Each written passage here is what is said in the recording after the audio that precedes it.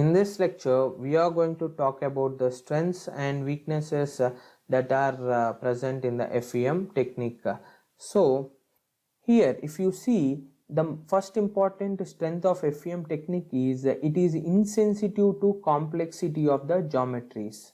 So, if you want to understand, we can effectively solve the problems as simple as a simple geometry of a plate, to a simple geometry of a cube, to a very complicated geometry where we are trying to simulate the entire foot of an human. So if you consider this particular model, this geometry is very complex. So the strength of finite element technique is that it is insensitive to complexity of the geometry, right? Then it is capable of dealing complex boundary conditions such as over constraining and even under constraining also. In FEM, what will happen is based on the calculations that the computer makes, it will try to suggest us whether the body is over constrained or under constrained. And remember, this finite element method can also handle complex loading conditions. So for example, let us say we have a gear system like this in which there are number of connections between number of mechanical parts through which forces will be transferred in addition to whatever the already forces that are existing here, and all those complex loading conditions it can easily handle. The FEM technique can easily handle. So for example, if we take the third example where we are trying to simulate the entire foot of an human, when the human is going to place his foot on this particular let us say floor, what will happen is that the force will be transferred from this point to this point to all different joints of this particular bones, which is very complex in nature, and FEM technique can easily handle all those loading conditions, right? Then it can easily be applied to solve various engineering problems, which may include solid mechanics problems or dynamics problems, as well as heat transfer problems, fluid flow problems, electrostatic problems.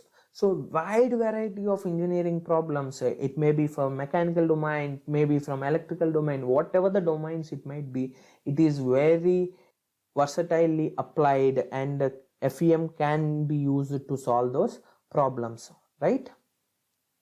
And it is able to analyze a different variety of engineering materials. Let us say if you consider there are three different bottles, but this bottle is made up of glass, this is made up of metal, as well as this is made up of plastic.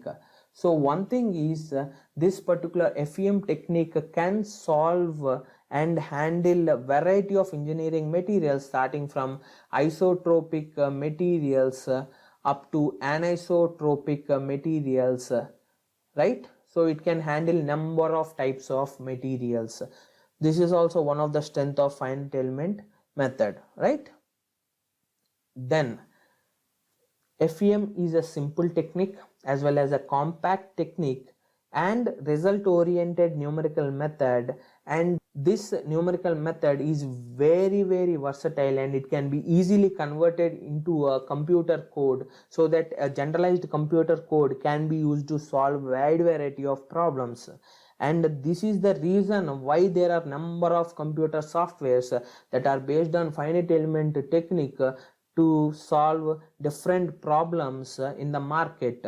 Suppose for example ANSYS, Abacus, Nastran, Autodesk Simulation, SolidWorks Simulation, MSc Nastran and Patran, COMSOL. These are all the different varieties of commercially available computer packages that are purely based on finite element technique or finite element method to solve engineering problems.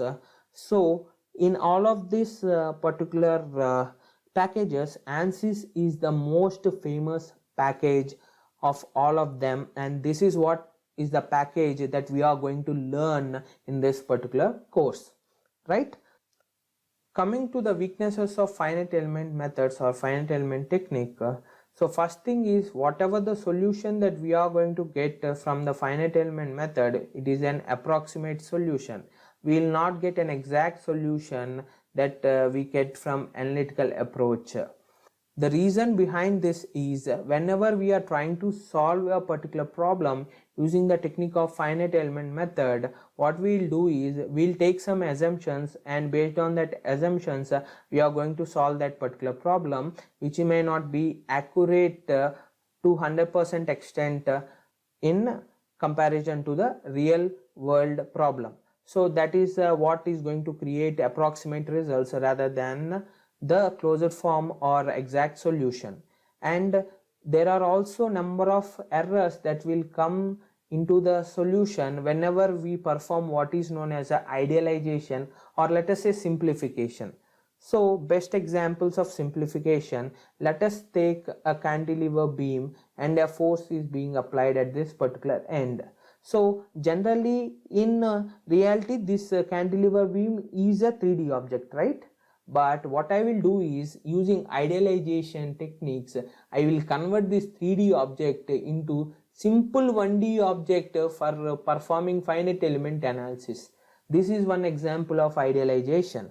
Next thing, let us say if I take long sheet metal parts, let us say sheet metal parts, what I will do is, instead of creating them as a 3D, I will idealize them as a 2D sheets and I will solve it in 2D instead of 3D.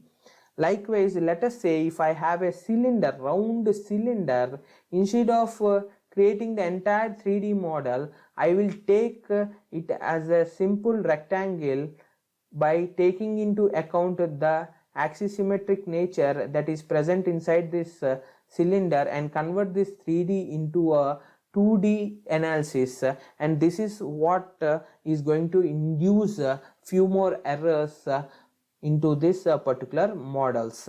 But if we are able to do these conversions right, whatever the results we are going to get will not be having much of a deviation from the original one, so we don't need to worry. Then the final and the most important weakness of finite element technique is we can't believe whatever the results that we are going to get from this simulation, or let us say solving problems using finite element method. A designer or a person has to validate and verify the results either by using analytical approach or this experimental approach, and should say that whatever the results that we got from this simulations are true. So these are the few basic weaknesses of finite element method, right?